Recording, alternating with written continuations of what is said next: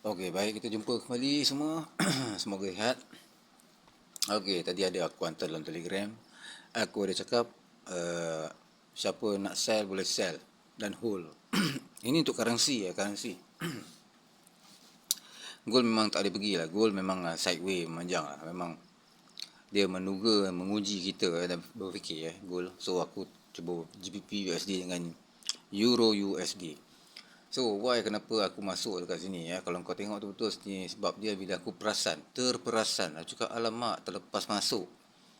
Bila aku terlepas masuk, aku tahu ini akan pergi jauh. Jadi aku kebanyakan kalau currency aku trade menggunakan H4 M30. Standard lah, kalau nak detail M15. Tapi aku tengok H4 je bentuk macam ni je, aku terus tekan sell. Dekat base drop tu. Aku dah nampak ni sikit ke bawah lagi. So why kenapa aku pilih GBP USD, sebab apa? Kalau kau lihat dekat sini, punca dia bila aku tengok benda dekat atas ni dah berlaku satu baris yang sama. Dia naik. Sekali buat price yang tinggi, dia sentuh sikit sentuh akar dia panggil akar.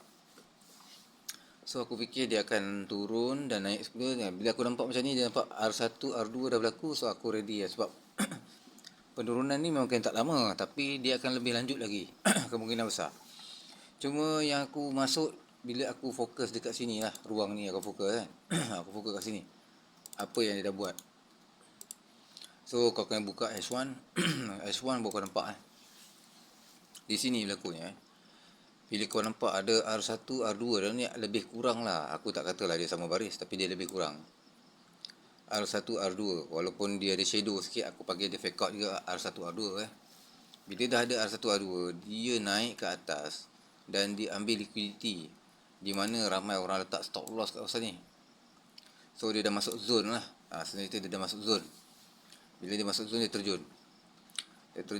Masa ni aku tak terfikir apa-apa pun. Aku tengok 10 kali, 20 kali juga tadi. Aku tengok, oi, aku berperasan lah atas ni dia dah buat ni. Punyalah lambat aku fikir kan. Aku berperasan kat atas ni ada fake out dia dah buat. So bila dia ada fake out macam ni, dia turun, terjun jauh. Lepas tu dia buat apa kat bawah ni? Dia buat flat pattern. Bila aku nampak benda ni dah jadi flat pattern, aku pun standby lah. Cakap ni mesti dia turun sini, dia break out, trend line ni dia break out, dia patah balik, lepas tu mesti terjun jauh.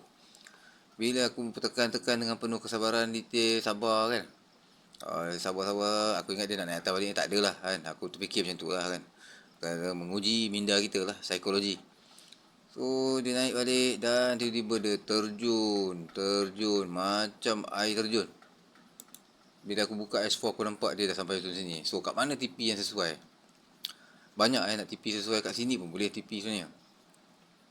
Zone TP. Tapi hati-hati sebab ini ada support 1, support 2. Kemungkinan besar dia akan turun lagi ke bawah. Kat mana? Dekat resistance base ni. Dekat candle panjang ni tak tahu ada apa. Ada candle putus ke tak ada. Ada doji Marubozu ke tak ada Marubozu kan. Candle tu. Kemudian satu lagi dekat sini bawah ni. 3 tempat lah aku boleh pilih. Tapi kalau kat bawah sekali ni, kalau aku perasan ni pun aku tak tahulah tembus ke tak tembus. Takut tembus ke bawah lagi je. Sebab bawah ni ada S1. Kalau tak salah, sekejap aku tulis dia dulu S1, S2.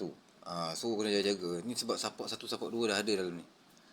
Dia berkembar macam double bottom, double top lah lebih kurang tu. So jaga-jagalah. Bila aku buka daily, aku masih lagi nampak kat bawah ni.